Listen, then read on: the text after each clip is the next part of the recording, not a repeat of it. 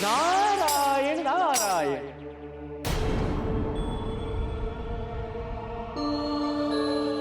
ये क्या माते? कीर्तिवन ही नहीं, कीर्तिपुर भी समय की धारों की चपेट में आ गया है और समाधान करने वाले खुद समस्याओं से आंखें मूंदे बैठे हैं।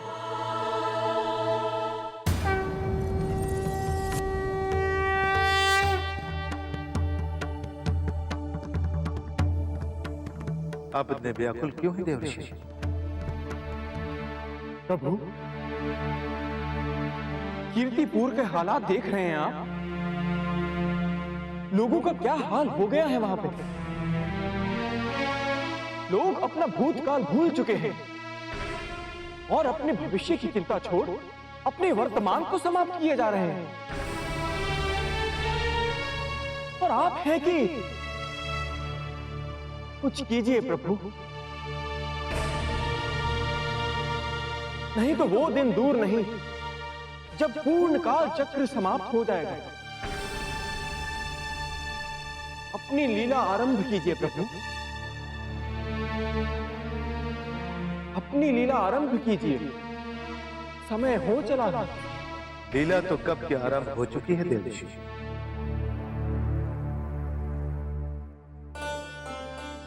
अब तो लीला का दूसरा चरण प्रारंभ होने वाला है।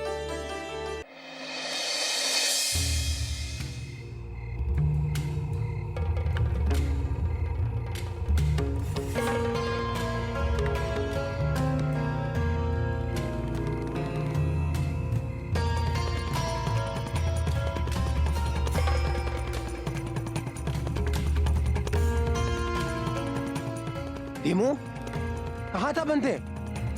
वन में लकड़ियां काटने गया था कि कहाँ गया था? तुम्हारी पत्नी और बच्चे तुम्हें कब से ढूंढ रहे हैं?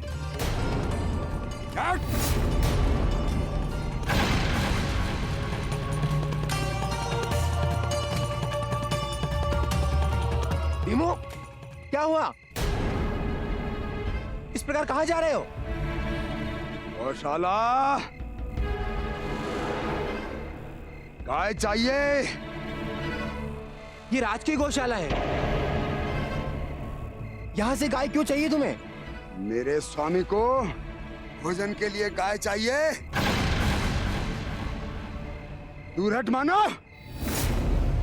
धीमू, ये क्या हो गया तुम्हें? मैं तुम्हें यहां से नहीं जाने दूंगा।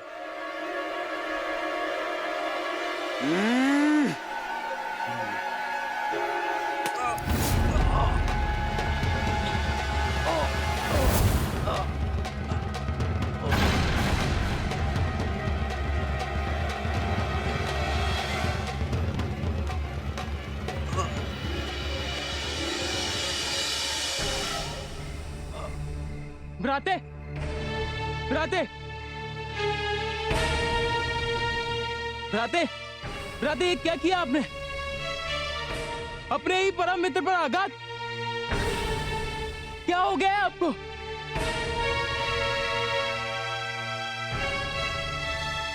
भाग जा, भाग, नहीं तो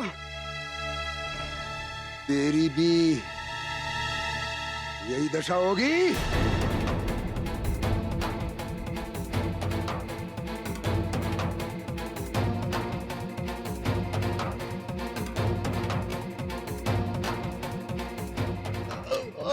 नागेश, नागेश, नहीं, नागेश, ये धीमू को क्या हो गया?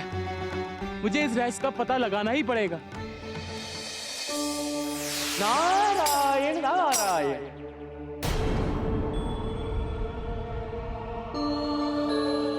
ये क्या माते? कीर्तिवन ही नहीं, कीर्तिपुर भी समय की धारों की चपेट में आ गया है और समाधान करने वाले खुद समस्याओं से आंखें मूंदे बैठे हैं।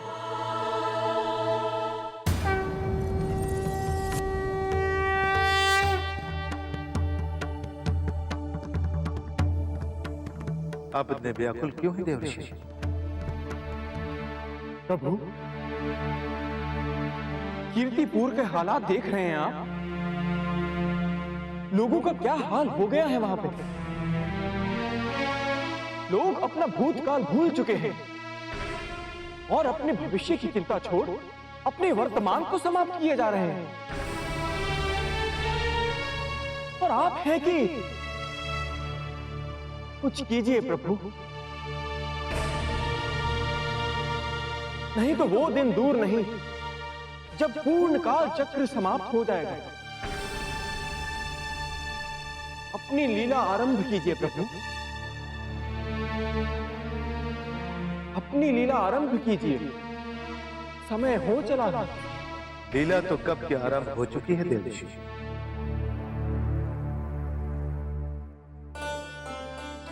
अब तो लीला का दूसरा चरण प्रारंभ होने वाला है। द्वितीय चरण? हाँ देवर्षि, दूसरा चरण।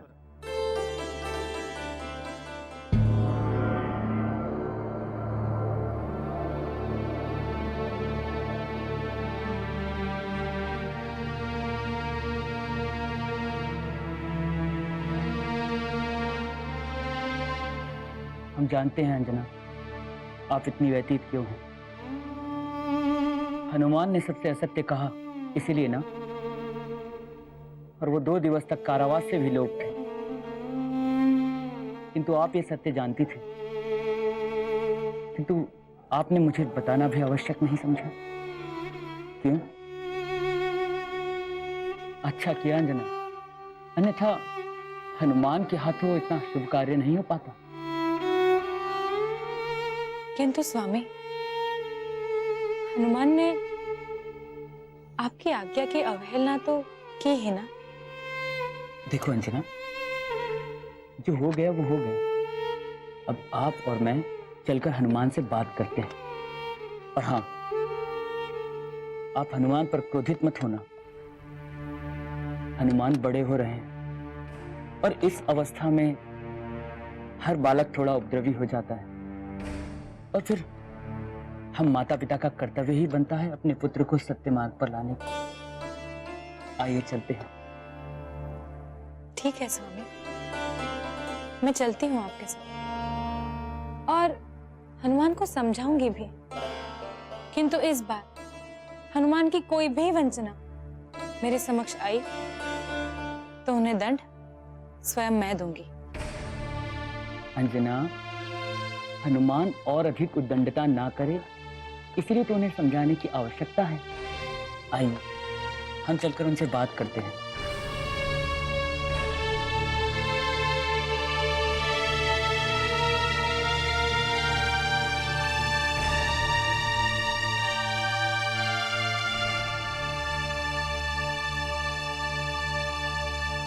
ये देखो कितना बड़ा घाव है, ठीक प्रकार से चल भी नहीं पा रहा हूँ। पर उस मंडली को डराने कैसे जाएंगे? आज हम नहीं जाएंगे तो फिर?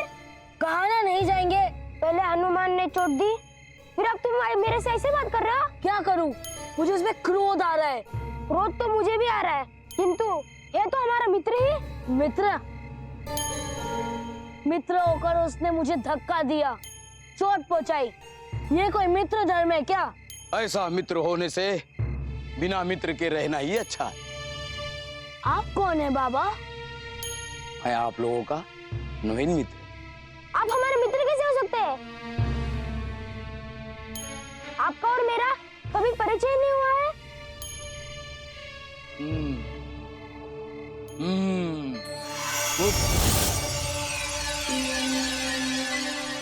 लो, मुख मीठा करने से मित्रता का आरंभ करो।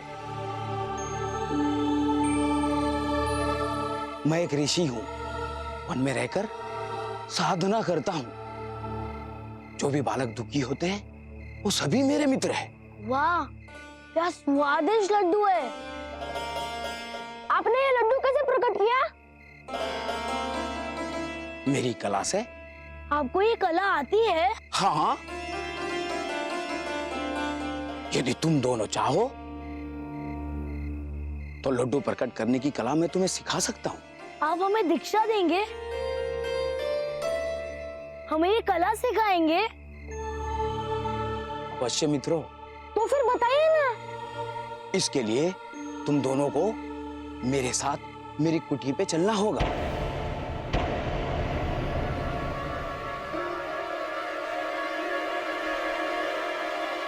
चिंतित न हो बालक। लड्डू प्रकट करने की कला सिखाने के पश्चात मैं स्वयं ही तुम दोनों को तुम्हारे घरों तक छोड़कर आऊंगा। तुमको मैंने कहा है ना, जो भी बालक दुखी होते हैं वो सभी बालक मेरे मित्र हैं। मैं किसी बालक का दुख नहीं देख सकता, हृदय छलनी हो जाता है मेरा। आप वचन देते हो ना? हाँ। आप हमें हमारे घर पहुंचा दोगे ना? यदि तुम दोनों को विश्वास नहीं है तो जाने दो। रुकिए बाबा। बाबा नहीं, मित्र कहो बालक, मित्र। तो कहो तुम दोनों मेरे साथ मेरी कुटी में चलोगे? हाँ। चलो बालक, आओ आओ बालक, आओ आओ। आज मैं तुम्हें और भी लड्डू खिलाऊंगा।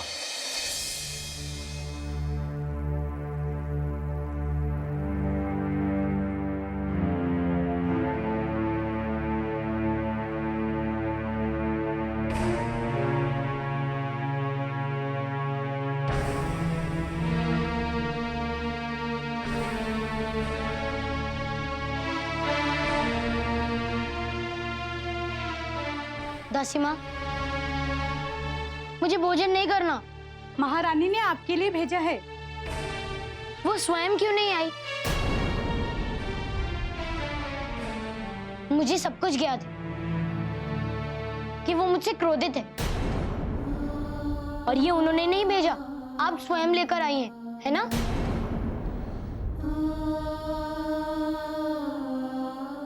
सत्य है, किंतु आप भोजन कर लीजिए, फिर हम दोनों महारानी से बात करने चलेंगे। मैं स्वयं आपकी ओर से महारानी से क्षमा मांग लूंगी। नहीं, मेरे लिए कुछ करने की कोई आवश्यकता नहीं। जब तक माता स्वयं आकर मुझे भोजन नहीं करवाती, मैं भोजन नहीं करूंगा। आप चले जाइए यहाँ से। अपने दासी माँ से भी क्रोधित रहोगे? मैंने कहा ना, मुझे भोजन नहीं करना। आप जाइए यहाँ से, जाइए। हनुमान!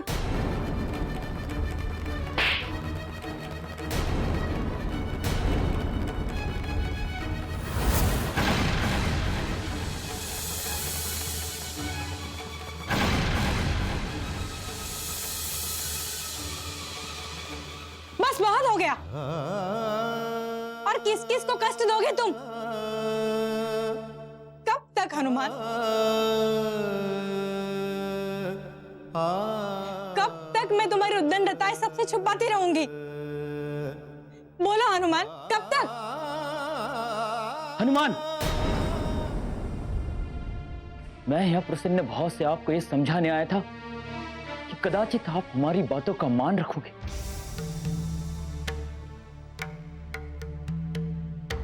किंतु हनुमान, आज आपने उद्दंडता की सारी सीमाएं लांघ दी। किसी पर भी हाथ छोड़ देते हो। नहीं, वो भूलवश। बस तुम चुप रहो। और तुम कभी सुधर नहीं सकते क्या? मैं ही मूर्ख थी जो तुम्हारी हर बात को सबसे छुपाती रही, जो तुम्हें प्रेम से समझाती रही। तुम्हें तो कदाचित प्रेम से कोई बात समझ ही नहीं आती। माते, मैं तो... चुप करो हनुमान। अब कहो अंजना, क्या दंड दिया जाए इसे? आप बड़ी विश्वास के साथ कह रही थी ना कि अब हनुमान ने कोई भी उद्दंडता की तो आप स्वयं उसे दंड देंगी। हाँ,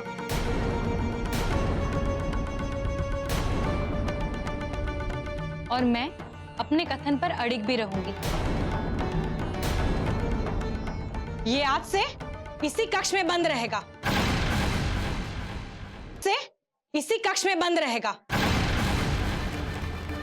ना इसे कोई खाना देगा, ना पानी।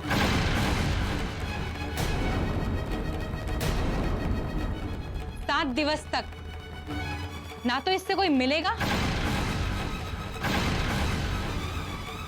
और ना ही इससे कोई बात करेगा। अंजना, नहीं स्वामी, इसके दुष्कर्मों का यही परिणाम है। माँ माँ मत बोल मुझे माँ।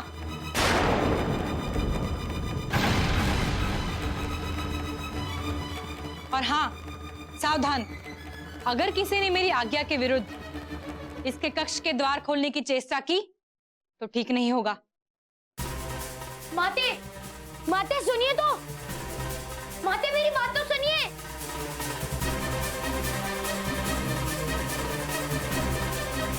माते, माते, माते। वर्तमान, आपने विधि लेखन क्यों रोक दिया? प्रभु, ये लेख पत्रों का समय आ गया है। ये सभी लेख पत्र भूतकाल को देख लीजिए, किंतु भूतकाल के यहाँ ना होने से ये सभी लेख पत्र मेरे ही पास हैं। यदि इसी प्रकार मैं लेखन करता रहा तो लोगों के जीवन में दिवस आएंगे और जाएंगे तो सही,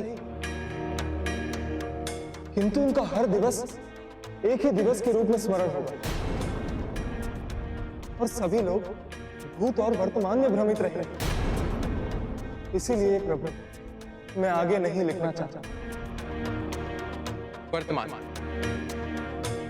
शिव जी ने कहा है कि वो भूत और भविष्य को अवश्य ही उनके मूल रूप में ले आए। मैं मानता हूं इस प्रकार सब भ्रमित रहे और पृथ्वी पर अराजकता भी फैलेगी, किंतु आप लेखन बंद कर देंगे तो आप ही की मृत्यु हो जाएगी। आप लेखन बंद कर देंगे तो आप ही की मृत्यु हो जाएगी और वर्तमान के ना रहने का परिणाम और भी दुष्कर होगा। किंतु मैं क्या करूं प्रभु? मैं लोगों को भ्रमित होकर अराजकता फैलाते भी नहीं स्वीकार कर पा रहा। कभी कभी हमें बड़े नाश और छोटे नाश में से एक को ही चुनना होता है। आपका विधि लेखन बंद कर देना एक बड़ा नाश होगा, किंतु अराजकता फैलाना छोटी हानि। मेरी विनती स्वीकार कीजिए और लेखन करते रहिए। जी प्रभु।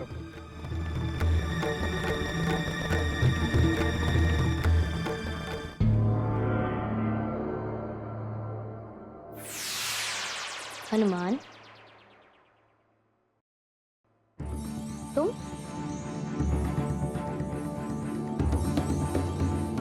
तो मेरे प्रतिबिंब। तुम यहाँ क्या कर रहे हो? तुम्हारी सहायता करने हेतु आए। मेरी सहायता? कैसे? तुम्हें एक सत्य बताऊं। कैसा सत्य? यही कि इस राज्य, इस महल में, इस स्थान पर कोई तुम्हें प्रेम नहीं करता। हम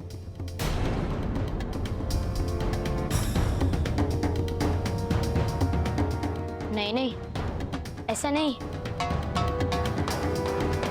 मेरी माता मुझे बहुत प्रेम करती है। हाँ, अच्छा, इसी कारण उन्होंने तुम्हें थप्पड़ लगाकर इस कारागृह में बंद कर दिया। वो तो क्या? ना, अब ऐसा मत कहना कि ये सब मिथ्या भूत। ऐसा कुछ नहीं था हनुमान, तुम्हारे माता पिता तुम्हें आए ही दंड देने। यदि उनको तुम्हारी बात सुननी हो तो सुनते ना। नहीं, ऐसा नहीं है।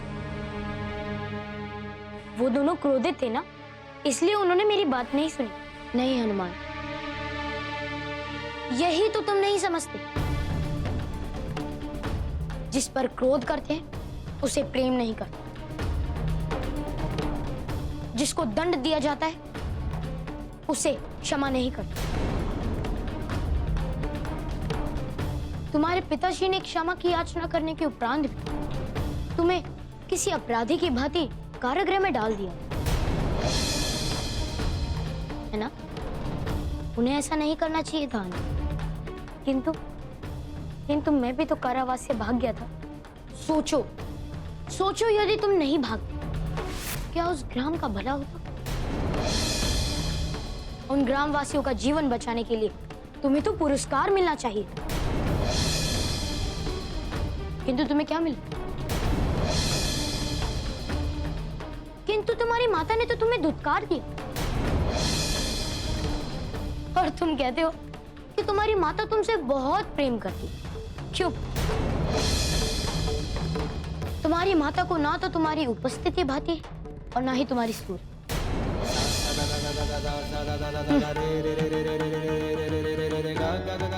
स्मरण है हनुमान कि तुम्हारी माता ने तो तुम्हें पहचानने से ही मना कर दिया। क्या नहीं किया तुमने इस राज्य के लिए आज तक? और तुम्हें क्या मिला? धिक्कार, मात्र कटु वचन। धिक्कार, धिक्कार है तुम पर। दंड, कारावास, प्रताड़ना,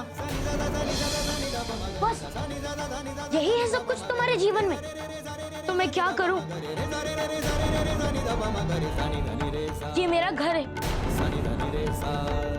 यही मेरे जन है और यही मेरे मित्र हैं। कहाँ जाऊं मैं? नहीं,